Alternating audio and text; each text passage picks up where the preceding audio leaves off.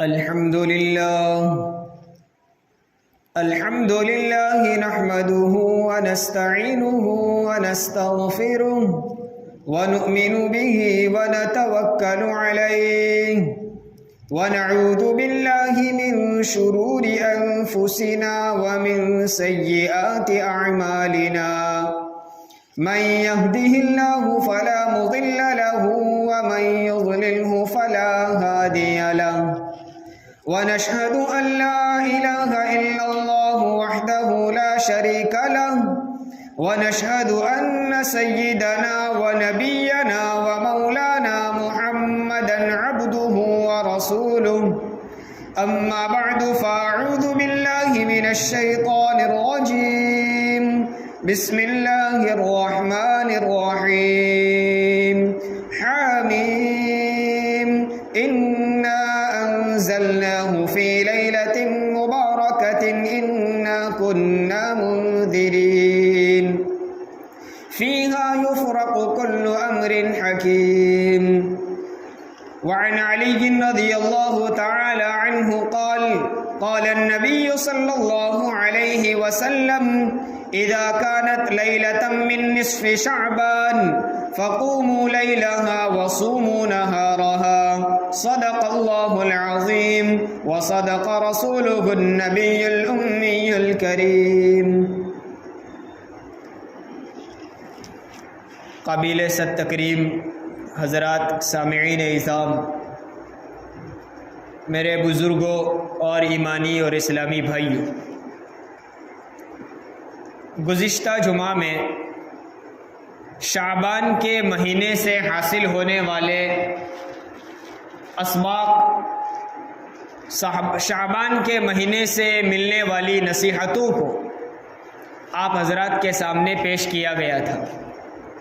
شعبان چونکہ رمضان کا مقدمہ ہے، رمضان سے پہلے آنے والا یہ مہینہ ہے. جس طرح رمضان میں رحمتوں کا نزول ہوتا ہے تو ان رحمتوں کے نزول کا اثر گویا شعبان کے مہینے سے شروع ہو جاتا ہے.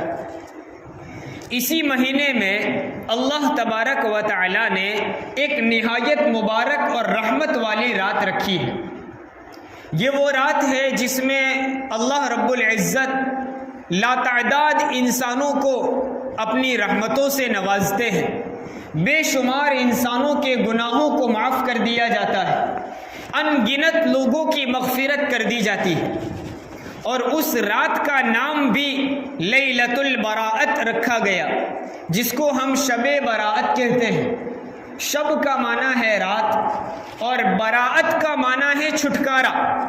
یہ وہ رات ہے جس میں انسانوں کو گناہوں سے، اللہ کے غضب اور غصے سے، اللہ کی ناراضگی سے اور اللہ کے عذاب سے چھٹکارا دیا جاتا ہے. اس رات میں اللہ تبارک و تعالی اپنے بندوں کی مغفرت کے لیے دروازے کھول دیتا ہے، رحمتوں کا نزول ہوتا ہے. اس وجہ سے اس رات کو شب براءت کہا گیا. یہ چھٹکارے کی رات، یہ مغفرت کی رات. یہ کون سی رات ہے؟ یہ رات شعبان کے مہینے کی 15ویں تاریخ کی رات، یعنی 14 اور 15 کے درمیان والی رات. 15ویں تاریخ یہ 15 شعبان ہے. اس 15 شعبان سے پہلے آنے والی رات کو شب براءت کہتے ہیں. یہ وہ رات ہے، حدیثوں میں آتا ہے اللہ تبارک و تعالی اس رات میں آسمان دنیا پر نزول فرماتے ہیں. اللہ رب العزت اپنے عرش سے اپنی شان کے مطابق آسمان دنیا پر تشریف لاتے ہیں اور آسمان سے اعلان ہوتا ہے هل من مستغفر، ہے کوئی مغفرت طلب کرنے والا میں اس کی مغفرت کر دوں، ہے کوئی رزق طلب کرنے والا میں اسے روزی عطا کروں، ہے کوئی مصیبت زدہ میں اس کی مصیبت کو دور کروں، ہے کوئی پریشان حال میں اس کی پریشانیوں کو دور کر دوں. یہ رات کے شروع ہونے سے ہی، یعنی سورج کے غروب ہونے سے اللہ تبارک و تعالیٰ کے دربار سے بندوں کے لیے یہ اعلان کیا جاتا ہے. ویسے ہر رات میں، رات کے آخری تہائی حصے میں، یعنی تہجد کے وقت، روزانہ تہجد کے وقت اللہ تبارک و تعالیٰ کے دربار سے یہ اعلان ہوتا ہے۔ لیکن اس رات کی خصوصیت ہے کہ سورج غروب ہونے سے اللہ تبارک و تعالیٰ کی طرف سے مغفرت کے، رحمتوں کے، رزق کے نازل کرنے کے اعلان شروع ہو جاتے ہیں۔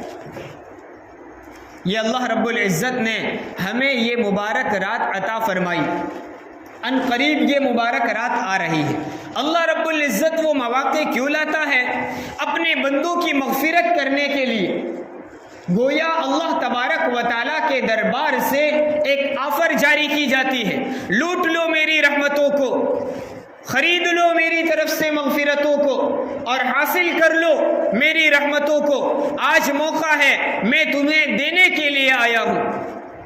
یہ مواقع، خاص موقع اللہ تبارک و تعالیٰ رکھتا ہے تاکہ بندہ اس موقع کو غنیمت جان کر، اس موقع، اس قیمتی گھڑی کو اپنے لیے قیمتی بنا کر اپنی مغفرت کروا لے۔ اللہ کی ذات تو دینے کے لیے تیار ہے، رحمتیں لٹانے کے لیے منتظر ہے۔ رحمت حق بہانہ می جوید، بہانہ می جوید۔ اللہ تبارک و تعالیٰ کی ذات، اللہ کی رحمت ہماری عبادتوں کی کثرت کو نہیں دیکھتی، ہماری نوافل، ہماری تلاوتوں کی کثرت اور زیادتی کو نہیں دیکھتی۔ اللہ رب العزت تو بہانہ تلاش کرتا ہے، کوئی بہانہ مل جائے میرے بندے کو معاف کرنے کا، میں اسے معاف کر دوں۔ تو یہ رحمت والی رات گویا اللہ کی طرف سے مغفرت کی اور رحمت کی یہ رات ایک ہمارے لیے مغفرت کا بہانہ ہے۔ اس رات میں اللہ تبارک و تعالیٰ آسمان دنیا پر آ کر اعلان فرماتا ہے۔ نبی کریم صلی اللہ علیہ وسلم کا فرمان ہے، عائشہ صدیقہ رضی اللہ تعالیٰ عنہ فرماتی ہے، اللہ کے رسول صلی اللہ علیہ وسلم نے فرمایا، اس رات میں اللہ تبارک و تعالیٰ قبیلہ بنو کلب کی بکریوں پر موجود بالوں کی تعداد میں اپنے بندوں کی مغفرت فرما دیتا ہے۔ یہ عرب کا ایک قبیلہ ہے، قبیلہ بنو کلب۔ ان کے یہاں بکریاں پالنے کا رواج بہت زیادہ تھا، بڑا لمبا چوڑا ریوڑ بکریوں کا ان کے پاس ہوا کرتا تھا۔ اب ایک ایک بکری پر کئی بال، ہزاروں کی تعداد میں، قبیلہ بنو کلب کی بکریاں ہزاروں کی تعداد میں، ہر بکری پر موجود بالوں کی تعداد انسانوں کی گنتی سے باہر۔ اللہ رب العزت اپنے بندوں کی مغفرت ان قبیلہ کلب کی بکریوں کے پر موجود بالوں کی تعداد میں اپنے بندوں کی مغفرت فرما دیتا۔ اندازہ لگائے کتنے ہزاروں اور کتنے لاکھوں انسانوں کے لیے یہ مغفرت کی رات ہے، یہ اللہ کی رحمت لوٹ لینے کی رات ہے۔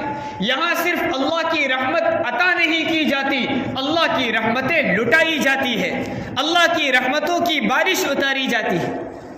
جب رب کے دربار سے اعلان ہو رہا ہو، اندازہ لگائیں، اگر کوئی شخص میٹھی نیند سو رہا ہے، بندہ میٹھی نیند سو رہا ہے، کھراٹے لے رہا ہے، غفلت کی زندگی گزار رہا ہے، دوستوں کی مجلسوں میں بیٹھا ہوا ہے، موبائل کے پیچھے اپنا وقت ضائع کر رہا ہے، کھانے پینے اور بازاروں کی زینت بنا ہوا ہے، ہوٹلوں پر اپنا وقت ضائع کر رہا ہے، اور رب کے دربار سے اعلان ہو رہا ہو، لے لو میری مغفرت کو، لوٹ لو میری رحمتوں کو، اس وقت بھی ہم اگر اللہ کے دربار کی طرف متوجہ نہ ہو، اس وقت بھی ہم رحمت کے مستحق نہ بن سکے، اس وقت بھی ہم اپنی مغفرت نہ کروا سکے، تو ہم سے بڑا محروم اور ہم سے بڑا رحمت سے محروم کون ہوگا؟ یہ تو موقع ہے جب دنیا کے کسی دربار سے، دنیا کے کسی بادشاہ کی طرف سے اعلان ہو، دنیا کے کسی سیٹھ کی طرف سے اپنے خزانوں کو لوٹ لینے کا اعلان ہو، اور اس وقت کوئی توجہ نہ دے، رخ موڑ لے اور بے اعتنائی برتے، وہ بادشاہ بھی کہے گا تجھے میرے خزانے کی ضرورت نہیں، میں بھی تجھے نہیں دوں گا، وہ دل برداشتہ ہو جائے گا، اور وہ بادشاہ بھی اس شخص سے ناراض ہو جائے گا۔ کیوں؟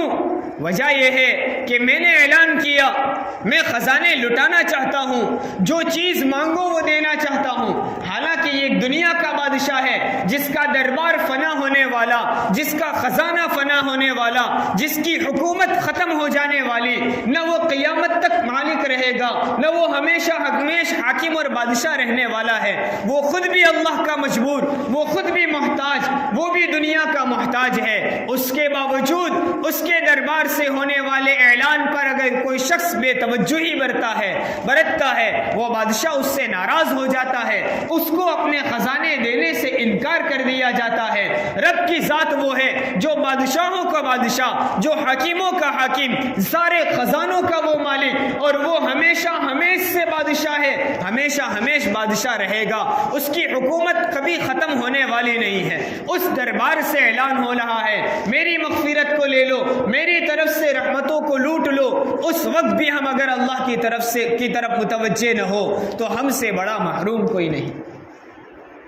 یہ رات ان قریب آ رہی ہے، اس رات کی ہم قدر کر لیں، اس رات کو ہم غنیمت جان لیں، اور اس رات کے آنے سے پہلے ان کی فضائل کو سن کر، اس رات کی برکات کو سن کر اپنے اندر ایک تہیہ، اپنے اندر ایک عزم پیدا کرے کہ کچھ بھی ہو جائے، آج تک ہو گیا سو ہو گیا، آج تک غفلت کی زندگی گزر گئی، آج تک نافرمانیاں ہو گئی، لیکن اب کے بعد انشاءاللہ اس رات کی برکت سے آئندہ آنے والی میری پوری زندگی اللہ کی رضا اور رسول اللہ صلی اللہ علیہ وسلم کے طریقوں کے مطابق ہوگی۔ یہ موقع دیا ہے اللہ نے، یہ ہماری زندگی کے بدلنے کے لیے ایک ٹرننگ پوائنٹ ہے۔ یہ ہمیں اپنی زندگی میں خوشگوار انقلاب پیدا کرنے کا ایک خاص موقع اللہ دے رہا ہے، اس کو غنیمت سمجھ لیں۔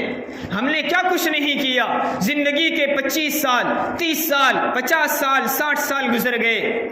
ذرا اندازہ لگائیں، اتنی عمر میں شعور سنبھالنے کے بعد، نمازوں کے فرض ہونے کے بعد سے آج تک کیا ہماری تمام نمازوں کا مکمل اہتمام ہو سکا؟ اور جتنی نمازیں پڑھی، ہم خود اپنی زندگیوں پر غور کریں، کون سا ایسا سجدہ ہے جس میں خالص میری توجہ اللہ کی طرف ہو، جس میں دنیا کا ایک خیال نہ گزرا ہو، جس سجدے میں نہ گھر کی طرف، نہ میں دکان کی طرف، نہ کاروبار کی طرف، نہ کھیتی باڑی کی طرف، نہ دوستوں کی محفل کی طرف، کسی طرف میری توجہ نہ ہو، اور حقیقی معنی میں نے اس سجدے کا حق ادا کر دیا ہو۔ کیا میری نماز وہ رسول اللہ صلی اللہ علیہ وسلم کی نماز کی طرح بن سکی؟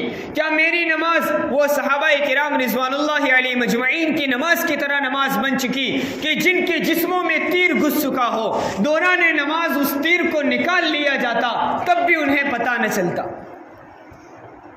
ہماری نماز میں تو مچھر بھی کاٹ جائے تو توجہ ہٹ جاتی ہے۔ وہ صحابہ کی نماز تھی کہ ان میں بیجا ایک ذرے کے برابر حرکت نہیں ہوا کرتی تھی۔ ہماری نمازوں کا حال یہ ہے کہ ہم ایک رکن ایسا خالی نہیں جس میں ہم اپنے ہاتھوں کو، اپنے چہرے کو حرکت نہ دیتے ہو، ہمارا ذہن اور دل و دماغ کسی طرف منتقل نہ ہوتا ہو۔ تو ہمارے قصور ہم اللہ کے سامنے بیان کریں، ہم اپنی محتاجگی کو اللہ کے سامنے بیان کریں، اپنی عاجزی کا اظہار کریں، اپنے آپ کو مجبور بنا کر کم از کم اس رات میں اللہ کے سامنے، اللہ کے اس دربار میں حاضر ہو جائیں۔ یہ غنیمت ہے، اس موقع کو ہم غنیمت جانیں۔ ہاں، ایسی برکت والی رات میں جہاں لاکھوں انسانوں کی مغفرت ہوگی، قبیلے بنو کلب کی بکریوں کے بالوں کی تعداد میں اللہ تبارک و تعالی انسانوں کی مغفرت کرتا ہے، لیکن افسوس صد افسوس، اس رات میں بھی کچھ لوگ ایسے ہیں جن کا روایتوں میں تذکرہ ہے، کچھ گنہگار اور فساق اور فجار ایسے ہیں جن کی اس رات میں بھی مغفرت نہیں ہوتی۔ وہ فہرست میں گناؤں، اس سے پہلے ہم خود اپنے دل میں اللہ سے معافی مانگے اور غور سے سنیں کہ کیا خدا نخواستہ اس گناہ میں تو مبتلا نہیں، میری قسمت اتنی پھٹی ہوئی تو نہیں کہ لاکھوں لوگ اللہ کی طرف سے مغفرتیں لوٹ رہے ہو، رحمتوں کی جھولیاں بھر رہے ہو، اور ایسی مبارک رات میں بھی میری مغفرت نہ ہو سکے؟ کیا ایسا گناہ مجھ سے بھی تو سرزد نہیں ہوتا؟ روایتوں میں ہے نبی کریم صلی اللہ علیہ وسلم نے فرمایا اس 15ویں شعبان کی رات میں جہاں لاکھوں انسانوں کی مغفرت ہوتی ہے ان میں کچھ لوگ وہ ہیں جن کی مغفرت نہیں کی جاتی. ان میں پہلا شخص اللہ کی ذات یا اللہ کی صفات میں شرک کرنے والا، اللہ کی ذات کی طرح کسی کو ماننے والا، اللہ کی طرح جس طرح اللہ کے سامنے عبادت کا سجدہ کیا جاتا ہے اس طرح اللہ کو چھوڑ کر کسی اور کے سامنے سر جھکانے والا، اللہ کی صفات جیسی صفات کسی اور میں ماننے والا جسے مشرک کہا جاتا ہے، اس شرک کرنے والے کو کی مغفرت ایسی مبارک رات میں بھی نہیں کی جاتی. قرآن کریم نے فیصلہ سنا دیا ان اللہ لا یغفر ان یشرک بہ ویغفر ما دون ذلک لمن یشاء. رب کائنات کی رحمت اتنی وسیع ہے جو کبیرہ گناہوں کو بھی معاف کر دے، فساق اور فجار کو بھی معاف کر دے، زندگی بھر اللہ کی نافرمانیوں میں زندگی گزارنے والے کو بھی اللہ تبارک و تعالی معاف کر سکتا ہے. لیکن رب کائنات کا فیصلہ ہے ایک گناہ ایسا ہے جس کو میں ہرگز معاف نہیں کروں گا. ان اللہ لا یغفر ان یشرک بہ، یقینی اور پکی بات ہے اللہ تبارک و تعالی شرک کرنے والے کو ہرگز معاف نہیں کرے گا. یہ اتنا خطرناک گناہ ہے، سب کچھ معاف ہو سکتا ہے. رب فرماتا ہے میرا فضل آ جائے میں سب کچھ گناہ مٹا دوں، 100 سال کی زندگی میں کیے ہوئے سارے گناہ معاف کر دوں. میری چاہت ہو جائے میں ساری زندگی کے فسق و فجور کو مٹا دوں. میں چاہوں تو جس کے لیے جہنم لکھ دی تھی اس کے لیے جنت بھی لکھ دوں. لیکن یاد رکھنا میرے بندو، اگر شرک کا گناہ کیا ہے تو میرا فیصلہ ہے ہرگز اس گناہ کو میں معاف نہیں کروں. لقمان حکیم نے اپنے بیٹے کو نصیحت فرمائی، سورہ لقمان میں موجود ہے وَإِذْ قَالَ لُقْمَانُ لِابْنِهِ وَهُوَ يَعِظُهُ يَا بُنَيَّ لَا تُشْرِكْ بِاللَّهِ إِنَّ الشِّرْكَ لَظُلْمٌ عَظِيمٌ. اے میرے پیارے بیٹے، او میرے بیٹے، خدا کے لیے شرک نہ کرنا. کیوں؟ ان الشرک لظلم عظیم، شرک بہت بڑا ظلم ہے، اپنی ذات پر کیا ہوا ظلم ہے. شرک کرنے والا خود اپنی ذات کو نقصان میں ڈالتا ہے. اس مبارک رات میں بھی شرک کرنے والے کی مغفرت نہیں کی جاتی. دوسرا شخص اللہ تعالیٰ کا فضل ہے، اللہ تبارک و تعالیٰ نے ہم سب کو یعنی اہل سنت و جماعت علماء دیوبند مسلک دیوبند سے تعلق رکھنے والوں کو اللہ رب العزت نے شرک کے گناہ سے محفوظ رکھا ہے.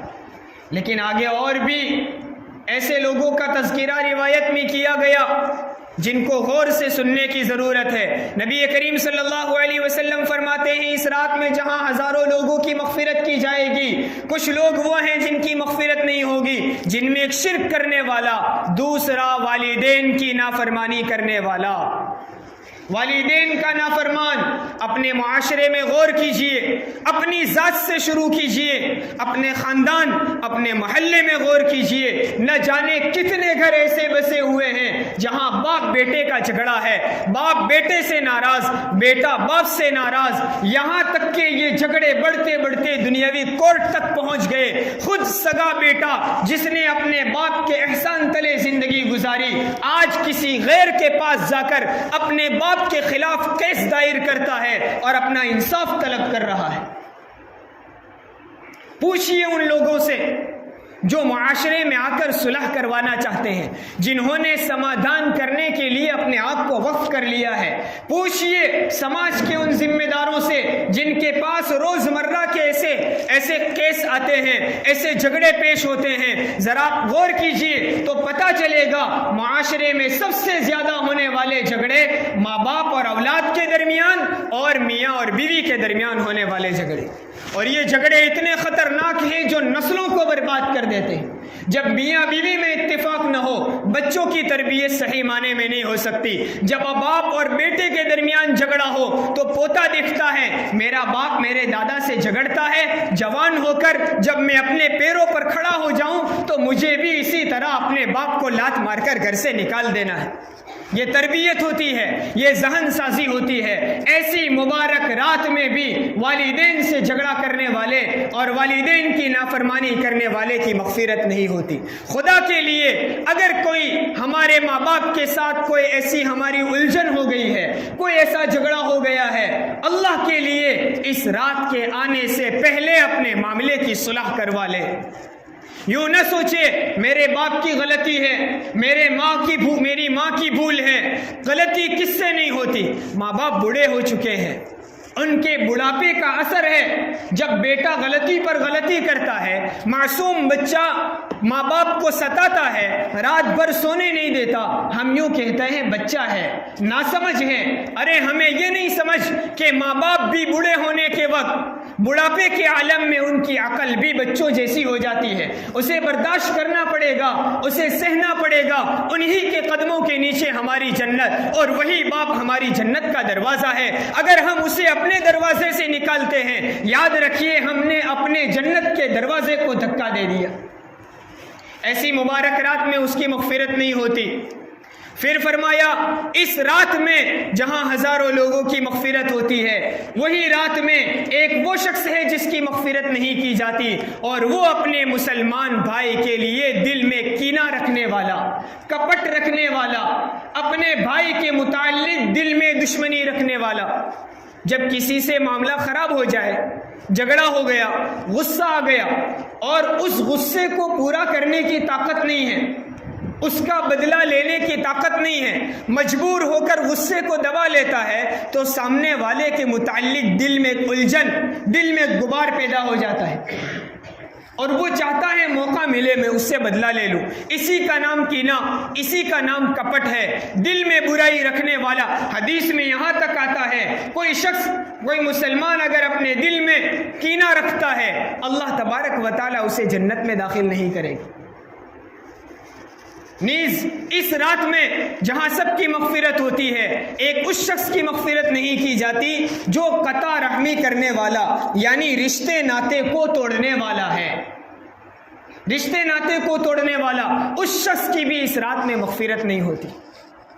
اب رشتہ ناطا کس سے نبھانا ہے، اس میں سب سے زیادہ حقدار ہمارے ماں باپ، ہمارے گھر کے افراد اور پڑوسی، پھر ہمارے رشتہ دار اور تمام امت مسلمہ، پورے تمام ایمان والے ہمارے بھائی ہیں۔ ہر ایک کے حقوق ادا کرنا، رشتہ ناطا قطع کرنا، جس کو قطع رحمی کہتے ہیں، اس مبارک 15ویں شعبان کی رات میں، شب برات میں بھی اس شخص کی مغفرت نہیں ہوتی۔ یہاں تک کہ روایتوں میں آتا ہے اگر دو مسلمان آپس میں قطع رحمی کر دے، 3 دن گزر گئے ابھی تک صلح نہیں کی، اور اگر اسی درمیان اس کا انتقال ہو گیا تو وہ جنت میں داخل نہیں ہو سکتا۔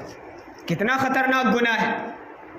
اب ان باتوں کو سن کر ہم لوگوں سے معافی تو مانگتے ہیں، لیکن معافی ان لوگوں سے مانگی جاتی ہے جن سے زندگی میں کبھی ملاقات نہیں۔ واٹس ایپ پر، اسٹیٹس پر اور مختلف سوشل میڈیا کے پلیٹ فارم پر لوگوں سے معافیاں مانگی جاتی ہے۔ گھر میں ماں باپ ناراض ہیں، بہن کو میراث کا حصہ نہیں دیا، پڑوسی کو روزانہ تکلیف پہنچائی جا رہی ہے، اس سے معافی نہیں مانگی جا رہی، اور معافی مانگنے سے پہلے ہمارا نفس بھی قبول نہیں کرتا۔ میں اس کے سامنے جھکوں، میں معافی مانگوں، اس کو اگر ضرورت ہو تو آئے، میں کیوں جاؤں؟ یہ نفس قبول نہیں کرتا۔